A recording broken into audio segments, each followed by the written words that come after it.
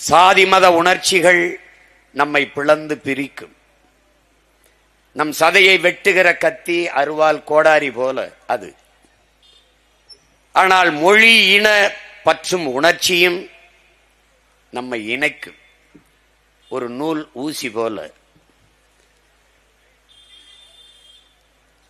ஒரு தாயின் பிள்ளைகள் நாம், தமிழ் தாயின் பிள்ளைகள். ஒரே வீட்டில் குழந்தைகளாக இருக்கும்போது வாழ்ந்தோம், வளர்ந்தோம்.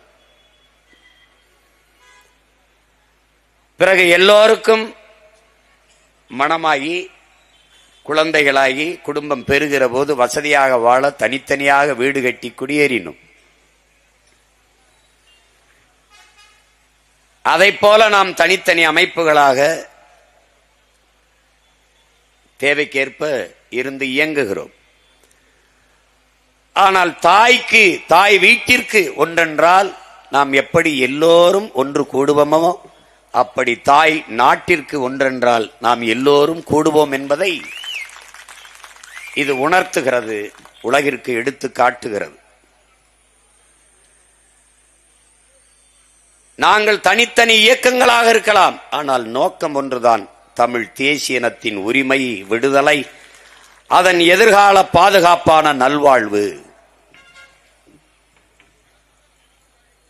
ஆதி தமிழ் குடிகள் பறையர்களின்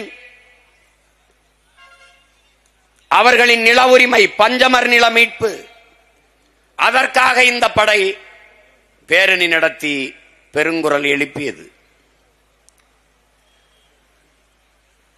பிறகு மீனவ சொந்தங்கள் அவர்களின் உரிமைக்காக இன்று களத்திலே ஒன்றிணைந்து நிற்கிறது. இதற்கெல்லாம் ஏன் போராட வேண்டும்?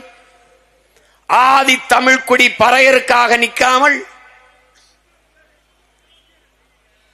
நாலாவது தாய்க்குடி மீனவ மக்களுக்காக நிற்காமல், ஒரு தமிழன் இருந்தால் அவன் பிறந்து பயனில்லை, அவன் பிறவி கடமை,